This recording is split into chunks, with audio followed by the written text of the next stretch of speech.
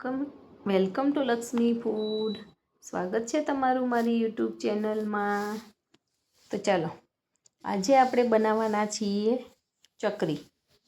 ઘઉંના લોટની ચકરી આપણે ઘણી વખત બનાવતા હોઈએ છીએ, બેસનની ચકરી બનાવતા હોઈએ છીએ, પણ આજે આપણે એક અલગ પ્રકારની ચકરી બનાવવાના છીએ જે આપણે બાળકોને લંચ બોક્સમાં ભરી આપતા હોઈએ છીએ.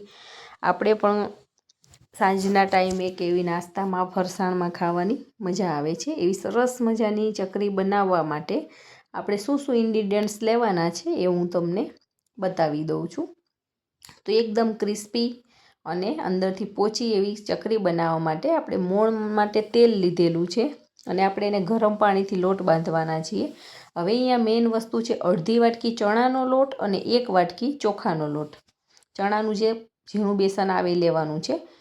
1 ચમચી મરચું, ટેસ્ટ પ્રમાણે મીઠું, અડધી ચમચી હળદર, 1 ચમચી ધાણા જીરું પાવડર, અડધી ચમચી ગરમ મસાલો, ચપટી હિંગ, 1.5 ચમચી સફેદ તલ અને અડધી ચમચી જેવો અજમો લીધેલો છે. બધી જ વસ્તુનો ઉપયોગ કરીને આપણે પહેલાં ચકરીનો લોટ બાંધી લેવાનો છે. તો એક કાથરોટની અંદર મેં અહીંયા ચોખાનો લોટ લીધેલો છે. બંને લોટને મેં ચાળીને જ લીધેલા છે. તમે ઘરમાં રહેલી કોઈ પણ 1 વાટકીનું માપ સેટ કરી લેવાનું છે. 1 વાટકી ચોખાનો લોટ અને અડધી વાટકી ચણાનો લોટ.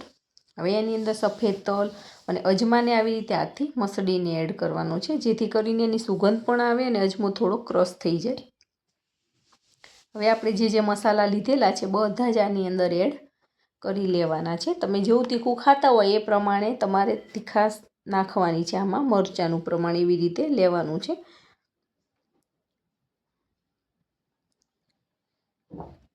આપણા મસાલા થાય ત્યાં સુધી જો તમે મારી ચેનલમાં નવા હોય અને હજી સુધી મારી ચેનલને સબસ્ક્રાઈબ ના કરી હોય તો ફટાફટ સબસ્ક્રાઈબ કરી દેજો અને બાજુમાં રહેલા બેલ આઇકોન ઉપર પ્રેસ કરી દેજો, જેથી કરીને આવનાર તમામ નવી રેસીપીના વિડીયો ફટાફટ તમારી સુધી પહોંચી જાય.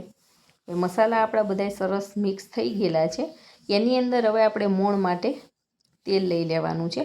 આની અંદર તમે ઘીનું મોણ પણ નાખી શકો છો કે તમારી પાસે બટર અવેલેબલ હોય તો બટર પણ નાખી શકો છો. એનો ટેસ્ટ પણ બહુ જ સારો આવે છે, પણ મેં અત્યારે આની અંદર તેલનો જ ઉપયોગ કરેલો છે. તમારી પાસે કેવડો પાવડો છે એના ઉપર આધાર છે. એમ 3 થી 4 પાવડા જેવું આપણે તેલ એડ કરવાના છીએ અને આપણે મુઠ્ઠી પડતું મોણ આની અંદર લેવાનું છે. જેમ લાડવા બનાવી અને મોણ નાખતા હોઈએ છીએ એવી જ રીતે આની અંદર પણ એટલું મોણ નાખવાનું છે. પહેલાં આપણે બધું જ લોટને આવી રીતે હાથથી મિક્સ કરી દઈશું અને જો જરૂર લાગશે તો હજી આપણે આની અંદર તેલ એડ કરીશું અને જો જરૂર ના લાગે તો તેલ એડ કરવાની જરૂર નથી. તેલ વધારે નાખશો તો આપણી ચકરી એકદમ સોફ્ટ અને એકદમ ક્રિસ્પી પણ બનશે. હવે આવું મુઠ્ઠી પડતું મોણ તમે આવી રીતે મુઠિયા જેવું દબાવીને કરો તો થઈ જાય, મુઠ્ઠીઓ વળી જાય એ ટાઈપનું આપણે તેલ નાખવાનું છે. તો તેલ આપણું અત્યારે પરફેક્ટ છે. હવે લોટ બાંધવા માટે મેં 1 ગ્લાસ પાણીને થોડુંક ગરમ કરી દીધેલું છે. આંગળીથી ટચ થાય એટલું ગરમ પાણી આપણે લેવાનું છે અને એનાથી આપણે લોટ બાંધવાનો છે, જેથી કરીને આપણી ચકરી સરસ પોચી થશે. ધીમે ધીમે થોડુંક પાણી નાખતા જઈશું અને લોટને સરસ બાંધતા જઈશું. એકી સાથે વધારે પાણી નથી એડ કરી દેવાનું, કેમ કે આપણે મીડિયમ થીક એવો લોટ બાંધવાનો છે. એકદમ કાઠો પણ નહીં અને એકદમ ઢીલો પણ નહીં. એકદમ ઢીલો લોટ હશે તો આપણી ચકરી કડક નહીં બને અને એકદમ ઢીલી બનશે. એટલા માટે આ દરેક નાની નાની વસ્તુને તમે ધ્યાનમાં રાખી અને આ નાસ્તો બનાવશો તો એકદમ સરસ નાસ્તો બનવાના છે. અને જો તમે પહેલી વખત બનાવતા હશો તો પણ તમારી આ ચકરી સરસ બનીને તૈયાર થવાની છે. મારી વિડીયોમાં લાસ્ટ સુધી બને રહેજો અને આ દરેક ટ્રીકને ફોલો કરી અને તમે બનાવજો, ચોક્કસથી સરસ બનશે. હવે લોટ આપણો ઓલમોસ્ટ બંધાઈ ગયો છે, તમે જોઈ શકો છો. આવી રીતે બધો જ લોટ સરસ ભેગો થઈ જાય પછી આપણે 2 હાથ વડે એને સરસ આવી રીતે કૂણવી લેવાનો છે.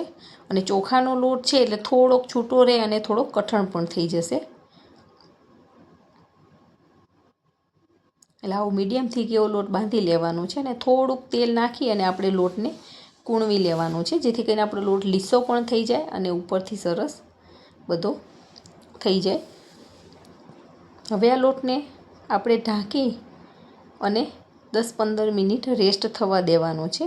ત્યાં સુધી આપણે એક સાઈડે તેલને ગરમ કરવા માટે મૂકી દેવાનું છે. જો તમને મારા વિડીયો પસંદ આવતો હોય તો વિડીયોને લાઈક કરજો અને તમારા ગ્રુપમાં ચોક્કસથી શેર કરજો. અને તમે જો સબસ્ક્રાઈબ કરશો, તમારા એક સબસ્ક્રાઈબરથી અમને ઘણો બધો હોંસલો વધતો હોય છે. તો સબસ્ક્રાઈબ કરવાનું ના ભૂલતા અને લાઈક પણ કરી દેજો. હવે આપણી પાસે જે સંચા મશીન હોય છે, સંચો સેવ પાડવાનો, એની અંદર આ બધી જાતની પ્લેટ આપેલી હોય છે. તો આપણે આ જે ચકરીની પ્લેટ આવે છે, જે સ્ટાર જેવી આકારની હોય છે, એનો ઉપયોગ કરવાના છે. તો એને આપણે સંચાની અંદર આવી રીતે ફિટ કરી લેવાની છે અને અંદરની સાઈડેથી આપણે થોડુંક તેલ ગ્રીસ કરી લેવાનું છે, જેથી કરીને આપણો લોટ અંદર ચોંટી ના જાય. લોટને આપણે સરસ થોડીક વાર કૂણવી લેવાનો છે અને પછી આપણે સંચાની અંદર આવી રીતે સરખો કરી અને ભરી લેવાનો છે. જેટલો લોટ સમાય એટલો આની અંદર એડ કરી દઈશું.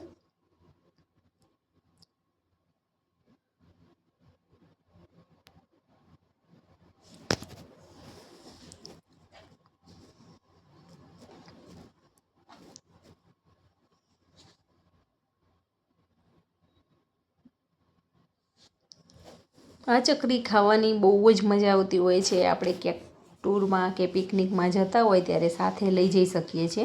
આને તમે એરટાઇટ કન્ટેનરમાં ભરી અને 15થી 20 દિવસ સુધી ખાઈ શકો છો. અને જરાય કશું પણ તકલીફ નથી પડતી. અને બાળકોને તો જો તમે એકવાર આ ટિફિનમાં આપી દીધી તો બાળકો દરરોજ ટિફિનમાં આ જ વસ્તુ લઈ જશે. એવી સરસ મજાની આપણી ચકરી બને છે. તો જો તમારે આવી રીતે ગોળ પાડવી હોય તો પણ પાડી શકો છો, પણ આની અંદર ચોખાના લોટનો ઉપયોગ થયો હોય એટલે થોડીક આપણે એકદમ તૂટી જતી હોય છે. એટલે આવી રીતે પાડવામાં બહુ જ વાર લાગે છે. પડી તો જાય જ છે, પણ આને તળવામાં અને એમાં ખાસ ધ્યાન રાખવું પડતું હોય છે, નહીં તો તૂટી જતી હોય છે. એટલે આ ચકરીને આપણે ડાયરેક્ટ તેલની અંદર જ પાડી લઈશું. અને આપણે આવી ગોળ આકારનો શેપ આપવો એવું જરૂરી નથી. આપણે ડાયરેક્ટ ગાંઠિયાની જેમ પણ આને પાડી શકીએ છીએ.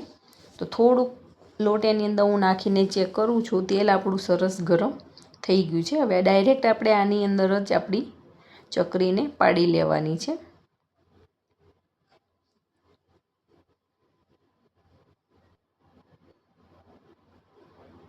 એક ચકરી આવી રીતે હું મૂકી દઉં છું, ખાલી તમને બતાવવા માટે. બાકી ડાયરેક્ટ જ આપણે આની અંદર ચકરીને તળી લેવાની છે. આ પણ સરસ જ બને છે. થોડીક વાર લાગે, પણ આવી ગોળ ગોળ આપણે જલેબી ટાઈપની પણ ચકરી સરસ બનીને તૈયાર થાય છે. એકદમ હળવા હાથે તમે આને ફેરવશો ને ઉલટાવશો તો કંઈ પણ તકલીફ નથી પડવાની. ખાવામાં તો આપણને ટેસ્ટ બંનેનો સરખો જ આવવાનો છે. લુકઆઉટ આનો સારો લાગતો હોય છે. આવી રીતે બનાવ્યું હોય તો પણ બનાવી શકાય છે. તો ચકરી આપણી એક સરસ તળાઈ ગઈ છે. હવે ડાયરેક્ટ આપણે આની અંદર આવી રીતે મશીનને ફેરવતા જઈ અને ચકરીને પાડી લેવાની છે. તેલ મીડિયમ ગરમ કરવાનું છે, એકદમ હાઈ ગરમ નથી કરવાનું, નહીં તો ચકરી આપણી ઉપરથી તાજી જશે અને અંદરથી કાચી રહી જશે. અને ચકરી આની અંદર નાખ્યા પછી આપણે ગેસની ફ્લેમને થોડીક ફૂલ કરી લેવાની છે, જેથી કરીને અંદર તેલ ના ભરાઈ જાય અને ચકરી આપણી કાચી ના રહી જાય. ચકરી નાખશો એટલે થોડીક વાર ઉભરા જેવું લાગશે. થોડીક વાર આપણે મીડિયમ ગેસ કરવાનું છે, થોડીક વાર ફૂલ કરવાનું છે. આપણા તેલનું ટેમ્પરેચર સરખું મેન્ટેન રાખવાનું છે. એ ટાઈપથી આપણે ચકરીને તળી લેવાની છે. તો તમે જોઈ શકો છો ગોલ્ડન બ્રાઉન કલરની આપણી ચકરીનો કલર આવી ગયો છે. તો એકદમ પરફેક્ટ આપણી ચકરી બનીને તૈયાર થઈ ગઈ છે. આપણે એક વાસણની અંદર એને કાઢી લેવાના છીએ. હવે બધી જ ચકરી આપણે એવી રીતે બનાવી લીધેલી છે. હવે એક સર્વિંગ પ્લેટની અંદર લઈ અને આપણે આ ચકરીને સરસ સર્વ કરી દેવાની છે. તમને આને ચાની સાથે ખાવાની બહુ જ મજા આવે છે. એકલી તમે ખાવા સાથે ફરસાણ તરીકે, બાળકોને લંચ બોક્સમાં, ક્યારેક ટૂરમાં જવું હોય તો સાથે નાસ્તા તરીકે પણ આનો ઉપયોગ કરી શકાય છે. તો છે ને એકદમ સરસ, જોતાં જ ખાવાનું મન થઈ જાય એવી આપણી ચોખાના લોટ અને બેસનની ચકરી બનીને તૈયાર થઈ ગઈ છે. બાળકોને દરરોજ કંઈક ના કંઈક નવું જોતું હોય છે. એક ના એક વસ્તુ ખાવાથી એ લોકો કંટાળી જતા હોય છે. એટલે આપણે આવી કંઈક નવી નવી વેરાયટી બનાવી અને બાળકોને લંચ બોક્સમાં ભરી આપી શકીએ છીએ. અને આપણને પણ મજા આવે છે ખાવાની. તો એકદમ કુરકુરી અને એકદમ સોફ્ટ એવી સરસ મજાની ચકરી બનીને તૈયાર થઈ ગઈ છે. તો તમે પણ આવી રીતે બનાવજો અને એન્જોય કરજો.